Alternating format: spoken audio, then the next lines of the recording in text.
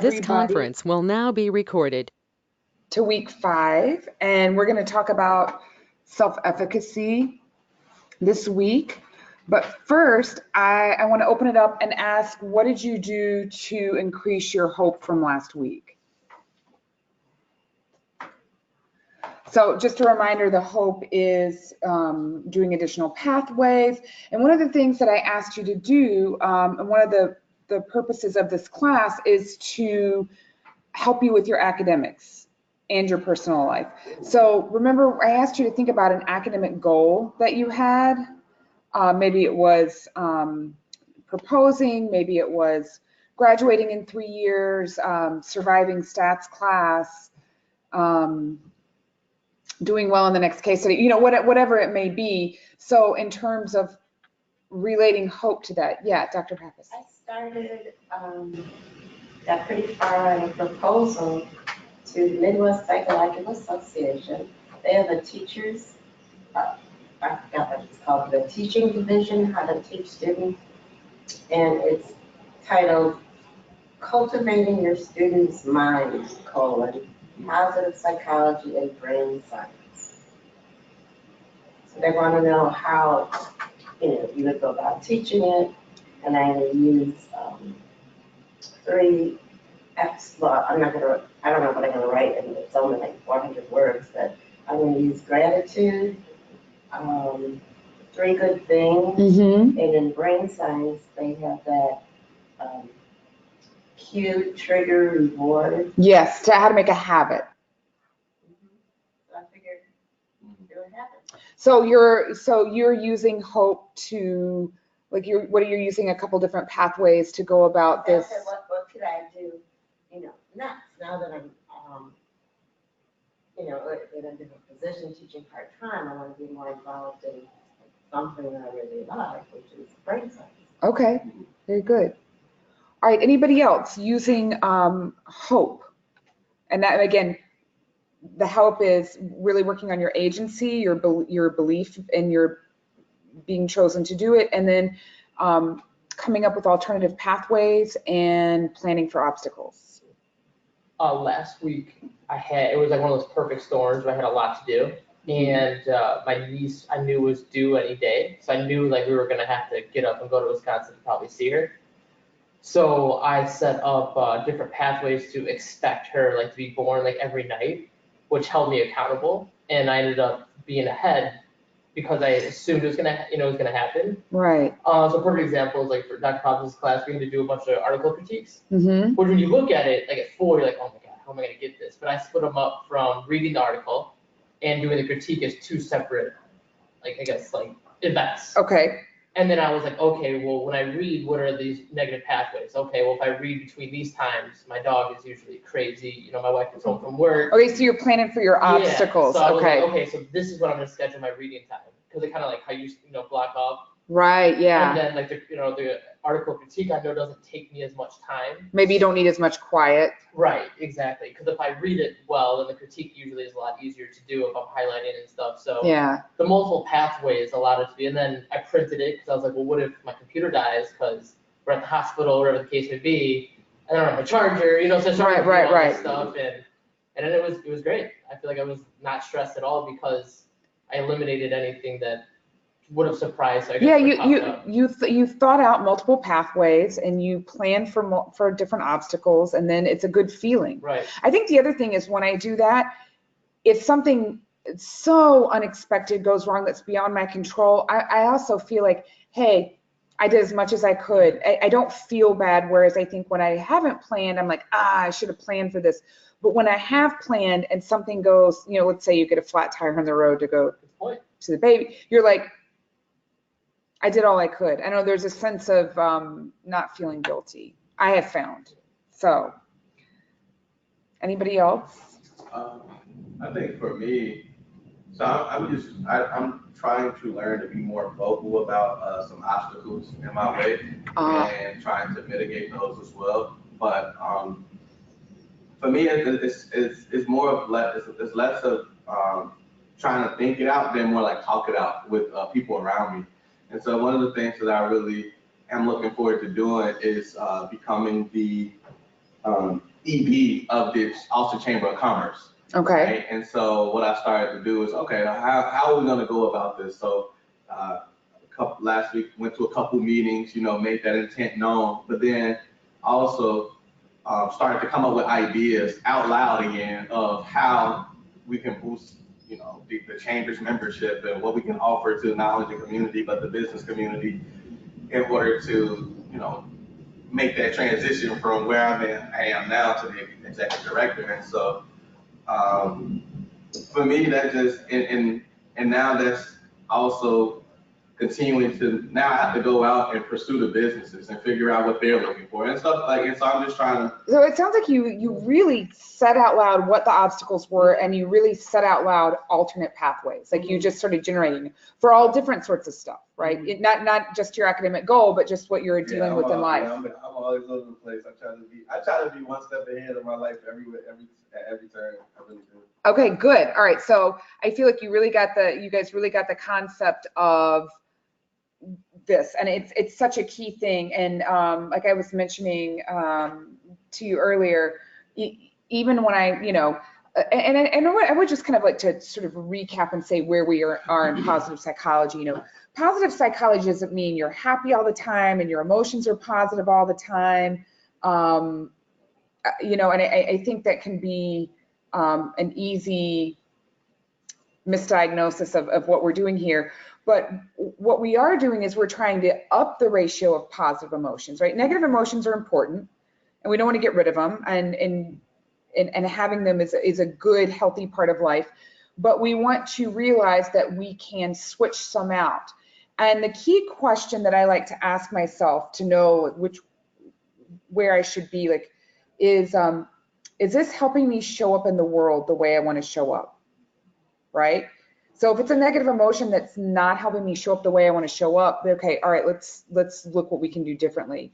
But let's say, your pet dies and you're having grief. That's not an emotion. You do want to show up that way. You do want to be sad. So you don't want to try to replace that, right?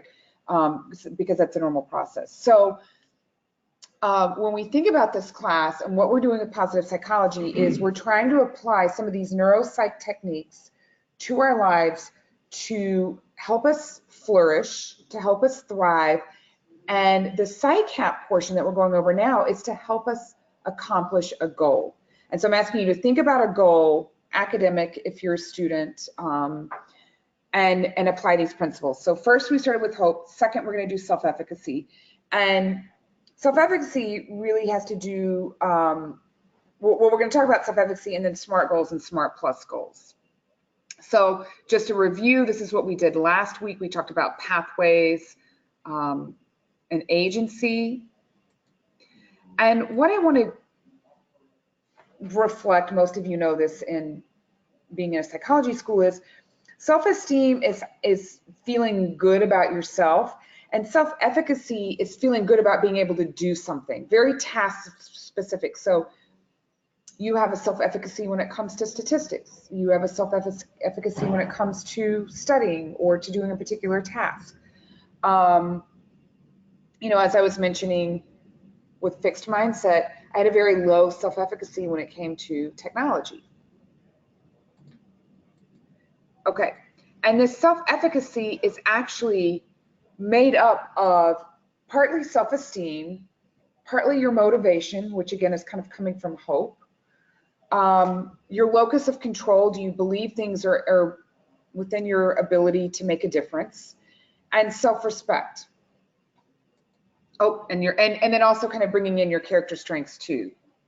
So it's what a person believes they can do with their skills under a certain condition. And why is it important? Low self-efficacy is tied to depression and anxiety, right? So if you don't feel you have the competence to do something, naturally you're going to feel depressed and anxious about it.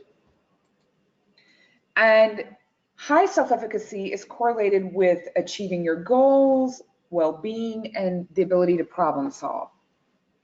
So it's an important thing and we want to develop it.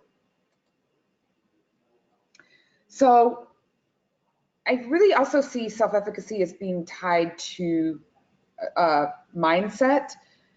People with high self-efficacy see difficult tasks as interesting challenges to be mastered. Really, it's really bringing out that learning orientation, that growth mindset, instead of as impossible, scary threats to be avoided.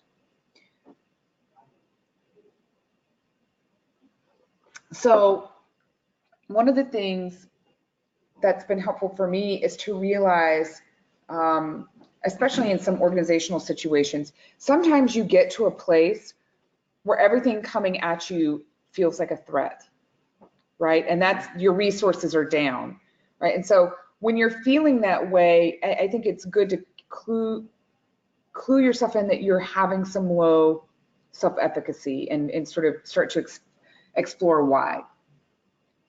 Okay. Self-efficacy is also tied to resilience, bouncing back from failure. And we'll talk about resilience next week, right?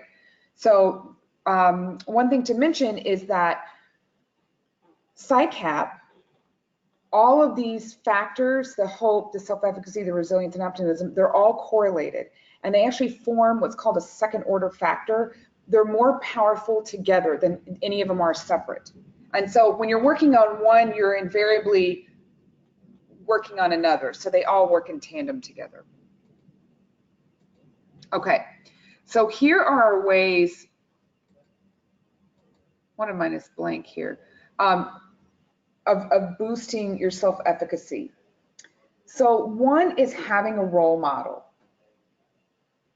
Mm-hmm. Now the first thing, let's say I'm going to use your example of wanting to graduate in 3 years. Mm-hmm. The first thing you should do is find somebody who's graduated in 3 years that's in a similar situation to you and have them be your mentor. And you talk to them and you find out, how did they do it? Right? So a lot of people miss this step. They have a goal, they want to do something, but they don't have anyone helping them paint that picture or talk about the subtasks and the steps to get there. Okay, and the second thing is having a cheerleader. And this is really having an active constructive responder. And if you go to my website, you can find a blog. I talk a little bit more about this. But an active constructive responder is someone who is happy for your wins. And this is a key, this is also a predictor of marriage success.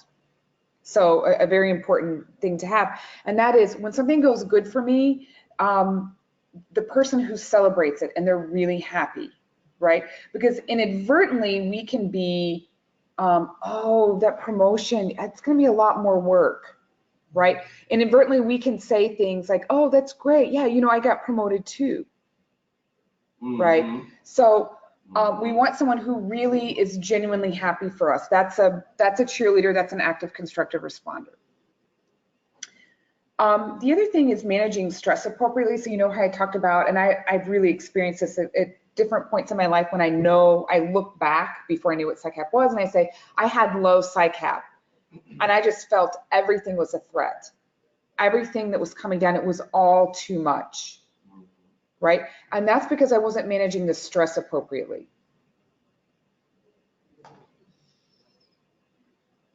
And we'll talk a little bit more about that with the resilience and optimism. So, and I guess what I'm just trying to say is, if you're feeling incredibly stressed, you can't be having high self-efficacy. So you've got, you know, and again, that might come a little bit more with the mindfulness. I think that's a good way to bring the stress down, or meditation. The fourth thing is having mastery experiences. So in your example, looking back on your life and seeing, when have you done a goal where you had to get something done in a certain amount of time, and reflect on how you did that. And so Cody, I don't know if you remember this from stats class, but before the first case study, I ran everybody through hope. And then for self-efficacy, I asked them to reflect on when they had been successful on a high stakes assignment in the past, probably undergrad, right? And what was it that made them successful on it? And so what I'm doing there is I was prompting my class to think about how they succeeded on a test before, because they might be in this new situation, graduate school, and they might be thinking, this is just so different. Stats is different, a take-home case study that's different. I don't really know what I'm doing. But if they go back and they revisit how they were successful in the past, it would cue them in on some things. And it builds that self-efficacy. Oh yes, I know that if I set aside 2 hours every day before the test, I did well. And I dedicated that time, right? It doesn't matter what kind of test it is. So pulling on your past successful experiences that are similar. And I'm always shocked that when I look back, I go, oh yeah, I did. You know, it's like I've succeeded and I've just thrown it out, and I've forgotten that, yeah, I did succeed in this area, and I'm feeling like, oh, I'm questioning, can I succeed in this new area? Well, yeah, I did in this one, this one in the past. So anyway, okay, so the fifth thing is knowing your strengths. And I do another positive psych class where I focus on character strengths. And so if any of you are interested, you can go to just type in VIA character strengths, and you can take a free test and know what your strengths are. And then the website also has a tremendous amount of information for how to use yours. And I'll just say a couple of quick things about strengths. Our tendency, remember our negative bias, is to go look at the bottom and see what we're actually not strong in. Ignore that. It is not useful to focus on your developmental needs. You want to focus on your strengths and tie them to what you can do, right? So just to give you an example, my strengths are love of learning, creativity, fairness, judgment, being able to weigh both sides and be open-minded, and kindness, right? So if I think about the goal that I have, I want to go back and look and see how can each of these strengths play to that goal. And that's going to just open up more routes of opportunity. And again, kind of boosting that self-efficacy. Oh yeah, that's great. I love to learn. And this thing that I don't know, I actually enjoy learning. So that's going to be really helpful to the goal that I'm trying to accomplish. I just want to know real quick, how is this different from like your Gallup, your Great question. Different proprietary materials. So the Gallup Strength Finder is really more behaviorally based, okay. And that's the one that I actually use with my clients. Mm-hmm. So, but it charges, right? So I build that fee in. If I'm working with an agency that's not paying for it, then I just use the VIA. And I feel like the VIA are more values and character traits, and I think the Gallup is more action tendencies. Mm-hmm. So just to give you an example, my strengths in the Gallup are, one of them is activator, so just getting stuff done, being very action oriented. 2 is learner.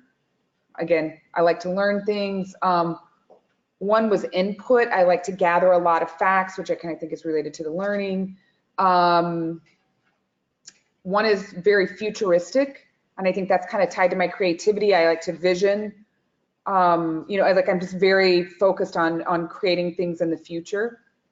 And that's how my creativity plays out, because I'm not an artist. So it's not there. It's really in more like strategic planning and visioning.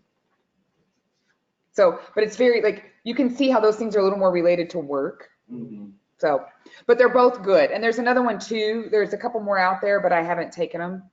But anyone you can, and the Gallup, it's like $25-$30. Take it. I think it's totally worth it. I think you need to revisit. We did it for work.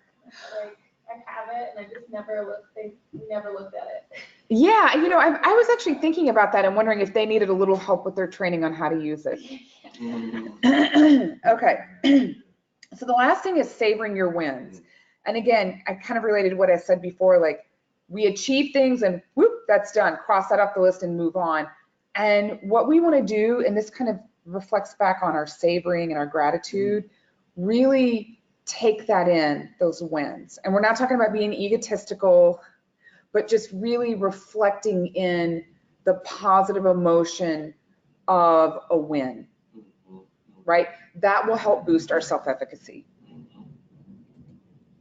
Oh, and then having the permission to own your worth. You know, that really kind of, I think that one kind of comes down to the self-esteem. Okay, so let's take some time to practice. I want you to reflect back on your goal that we set last week and go through who is your role model? Who is your cheerleader? How do you recognize stress and how do you regulate when you feel you're feeling the effects of stress? What are your plans to regulate?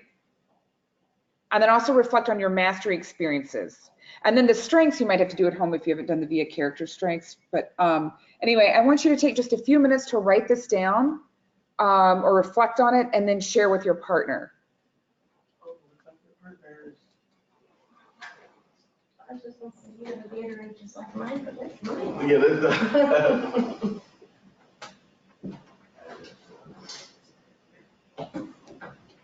okay. I just want to wrap around. Okay, so Michael, to finish it. Are we writing these down first, or just part? Right, or you can think about them or write them down, whatever, and then share.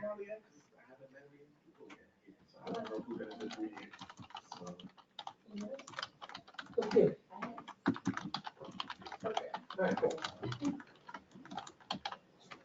You, what was your goal for last week? So, really hard to think about it, 'cause, like, This conference will now be recorded. Okay, so I'm gonna rope us back in. We had some good comments online, some comments, some other people feel like their VIA did not overlap with their Gallup, which that could also happen. I did feel there was some overlap for me, but that may not all happen.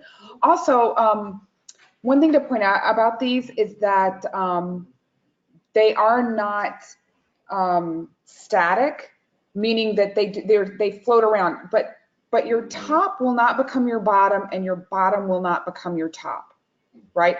But I know, like, for example, for me, when I was in a leadership position, leadership was higher. And then when I was not anymore, it fell down. Love also came, once I had kids, that shot right up, moved up quite a few because of the items, it's just the deep, intimate relationship. It's full time. There's no escape from that. But yeah, they might move around, but your top are not going to go to your bottom and your bottom are not going to go to your top. I did have in Gallup, I did have one move down to like slot set from like 1 to 7, right? But that was a tremendous growth opportunity for me. That was a good thing. So anyway.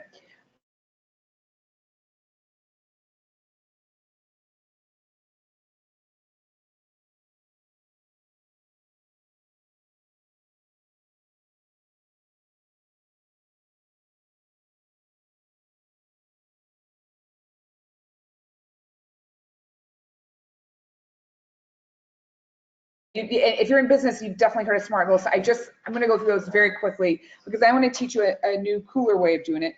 But why goals get set and not met? Again, I've mentioned the book Triggers. We're excellent planners, very poor doers. But our goals are poorly defined. We don't prepare. We don't vision and map. We don't create accountability. We have a lack of intrinsic motivation or inherent desire to meet the goal, lack of willpower. And what I want to explain to you is your willpower is not as bad as you think it is. You just haven't set a good goal, right? So we just go, oh, I'm going to, that's like the most famous one that we all fail at. I'm going to lose weight, right? Well, actually, we did a very poor job of doing all of these things. And then we go, oh, I have bad willpower. No, you actually don't set goals well. Okay, and then we also have a lack of primers, visual cues, or rituals to reinforce the goal. Okay, so SMART goals. Basically, this is when we have they're specific, very well defined, anyone could understand it. It's measurable, We know when we've achieved it and when we have not, and we've got measurement points all the way through, not just at the end, right? So if you're going to lose weight, if you're going to lose 10 pounds, you're measuring a pound every week, not, you know, at the end and then surprised that you're nowhere near your goal, right? It's agreed upon, meaning if it's at work, you've got everybody in agreement. If it's individual, it's truly individual, right? So, you know, if I say I want to lose 50 pounds in a month, like that's not attainable. That's not a realistic, attainable goal. Again, so realistic, within reach, and attainable, giving the skill, resources, and time. And timely, enough time to achieve the goal without hindering performance, right? So hopefully you've all heard of this. You know that you've got to be specific, measure it, all that stuff. But what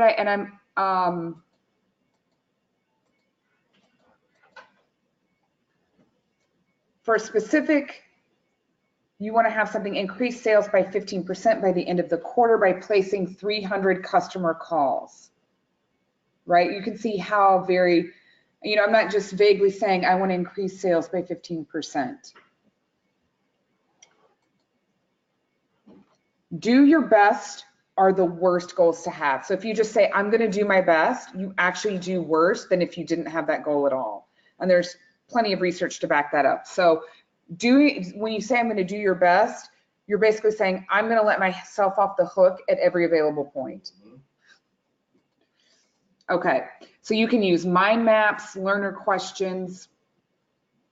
Okay, and then something we say in positive psychology is feed your elephant. And that is when you give yourself a really big goal, your brain wants to avoid it.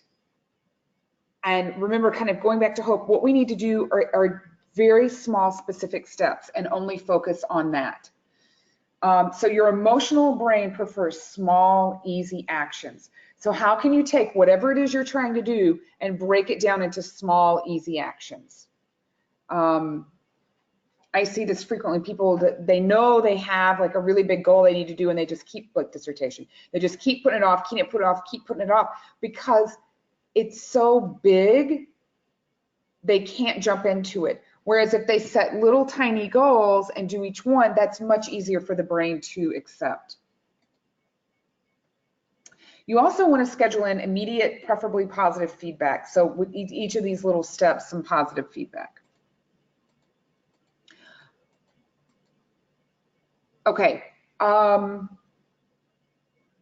we talked about this. Okay, so instead of saying I'm going to become more positive, I will focus on building positive emotions by tracking my positivity ratio weekly over the course of a month, right? That's measurable. You can also use your own measurements. You can use a 1 to 10 scale. Again, that book Triggers, it has you have daily goals and you rate yourself 1 to 10 on your effort. And that will show you how much you're working towards something or not. Okay. Now, realistic meaning we want to be in the place where we're experiencing control, flow, and arousal, right? And that means the goal is difficult enough that it's interesting, but it's not so difficult that we're anxious, and it's not so low ability that we're bored.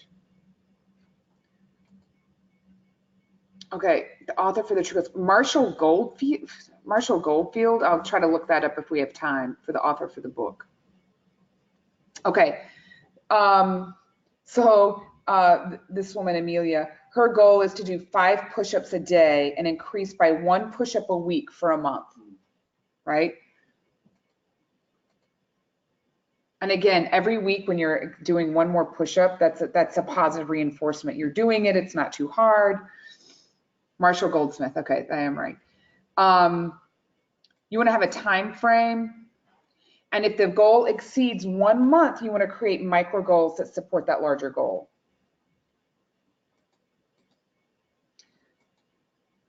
Okay, an example action map.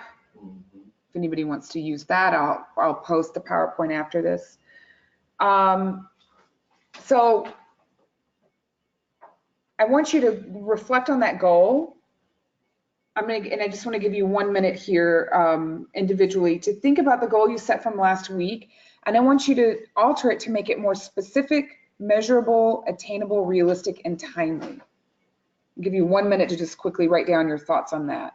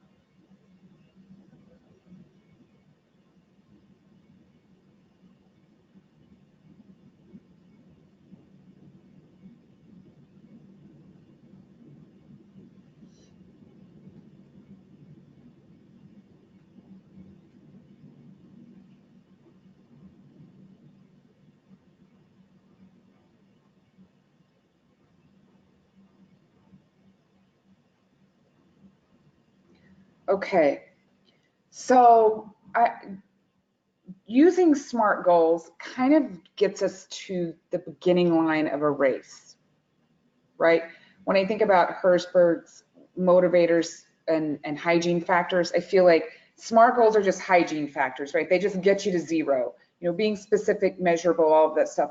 But to really motivate yourself, we're going to work on something called SMART Plus goals. And these are you having goals that are approach oriented instead of avoidance oriented, using primers, commitment, implementation intentions, accountability, and rewards and celebrations. I think all of these things are scientifically backed ways that we know are superior in achieving goals. And I don't have time to run through all the studies, but trust me, there are several studies behind each of these ways. So the first one is approach versus avoidance. So when you say you're not going to do something, the right side of your brain actually does not hear the word not. So I like to use the example of quitting smoking. If you're quitting smoking, your brain's hearing smoking, right? So you're actually, right, just like a child. It's a great example, yes, right? And we think, oh, they're not listening, but really we have trouble hearing the word not. What happens is when I say, you know, don't think of an elephant, what do you all do? Think of an elephant, right? You have a visual picture of it. And so if I say I'm not going to eat donuts, what am I visualizing? Donuts, right? So we need to frame goals in the positive. Avoiding something takes more mental and physical energy than approaching it. So instead of saying, I'm going to refrain from eating donuts, I'm going to say, I'm going to eat 5 vegetables and 3 fruits a day, right? Try doing that. You do not have room for donuts. You are so full. So that's an example of how we would do an approach goal.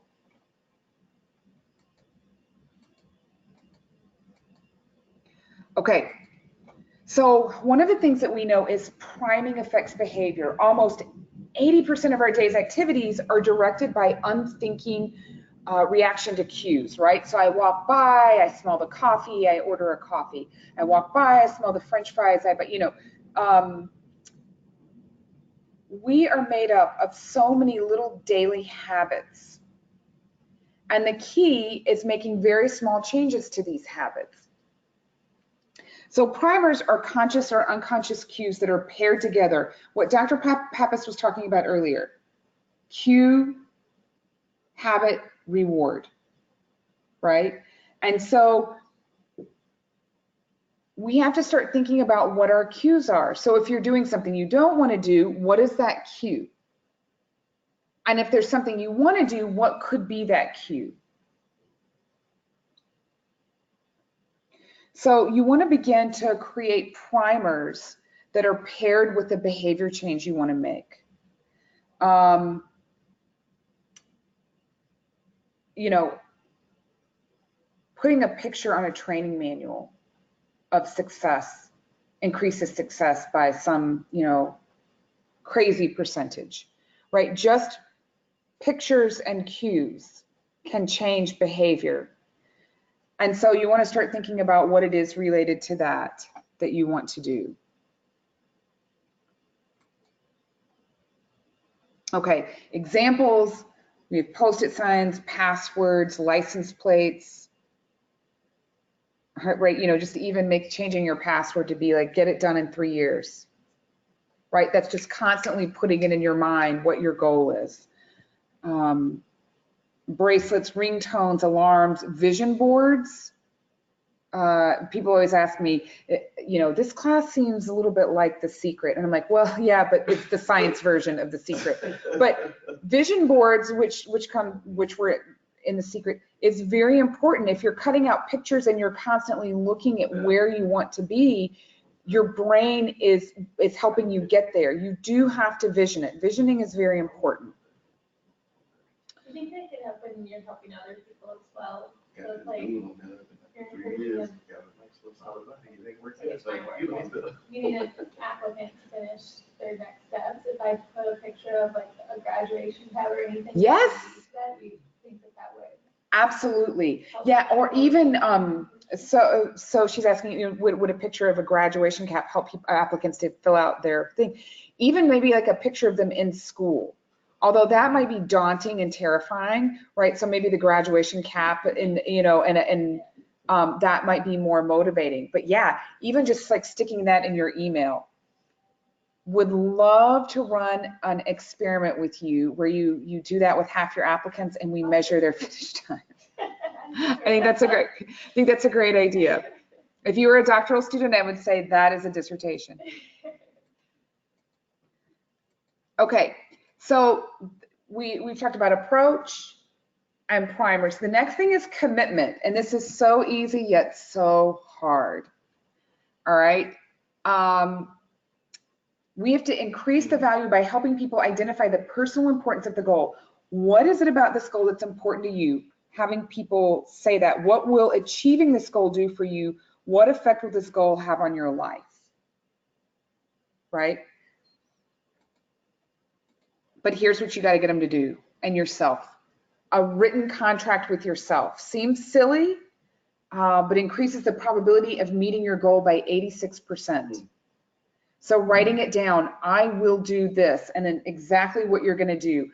But if you're into coaching, this is exactly what I would have your client do, right? Working with children. So this activity seals the person's commitment to themselves, and it's useful to even put it on Facebook or put it out there publicly. This is what you're doing.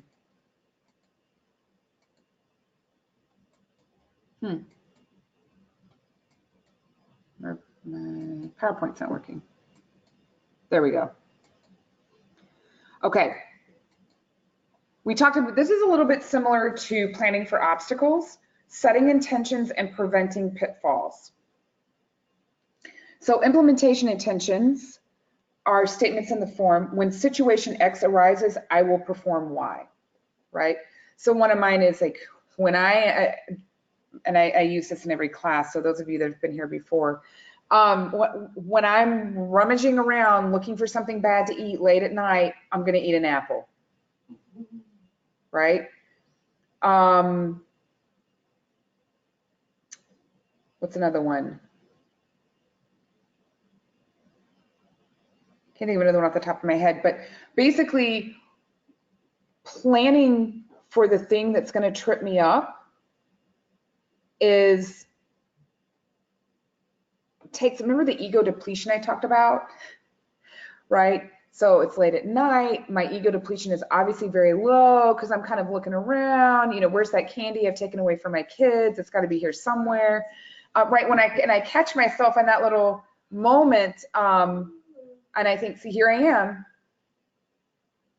And instead of doing that, this is what I'm gonna do. This is what I told myself I'd do. And I can tell you, I do it, and then I'm like, oh, that felt so good. Why do I go for candy? Why didn't I just originally go for the apple? I don't know, but that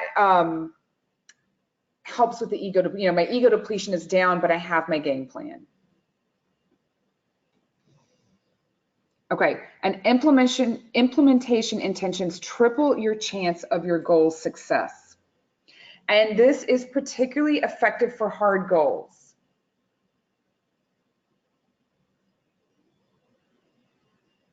All right, so when I don't get, you know, 2 articles read a week, I'm gonna set aside Saturday morning and get it done then, right? If I don't get it done during the week, I'm gonna get it done then.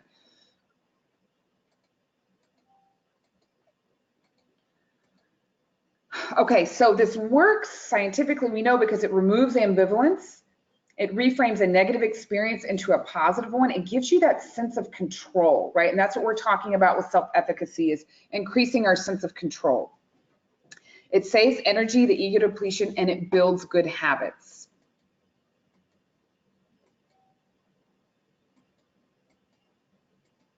Okay, goal accountability is when you're answering to an external audience. And so when you're setting a goal, if you don't have someone to be accountable to, it's very easy to let ourselves off the hook, right? So it's a critical component of coaching. And when I have had a coach, she would say to me, how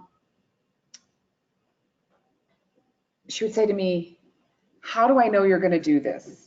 Tell me how I can check in and know that you're going to be doing the things that we said you were going to do, right? So it's someone other than you who knows and cares that you're going to accomplish this, and they are committing to checking in with you.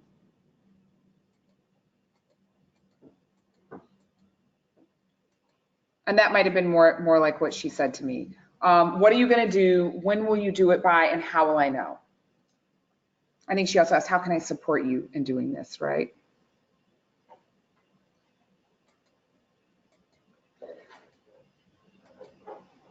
Okay, so research study on accountability and goal attainment. Basically, those in the accountability group scored 243% higher, right? So it makes a big difference. Then we want to celebrate small wins. We're biologically wired to react well to rewards. So create rituals that celebrate completion of small tasks that lead to the completion of larger goals. It facilitates motivation and self-efficacy. Again, it's a chance to induce a positive emotion. Doesn't need to be big or lofty. It doesn't need to counteract your other goals. You know, like I'm going to get a candy bar when I read those 2 articles. What now? Right. It's Halloween. But it doesn't need to be big or lofty. But in order for small wins to be effective, we have to otherwise curb our enthusiasm. So, you know, if we're celebrating all the time, it's not going to work. But right, that's what I was saying, is like, sometimes people look at celebrating as like, oh, I'm going to do something that's detrimental to everything else in their, you know, that they're trying to go for. So you want to make it something that's works. Okay, so you want to modify your goals to make sure they are approach. They include primers. You increase your commitment, write that contract to yourself. Set intentions to plan for obstacles and failure. find someone to hold yourself accountable to, and celebrate small wins. And we're out of time. But I'll follow up, and hopefully we can share a little bit about what we're doing on social media in terms of increasing our self-efficacy. Any questions? I like that one. I like self-efficacy. Yeah, self-efficacy is fun. Okay. Very good. Thank you all for coming.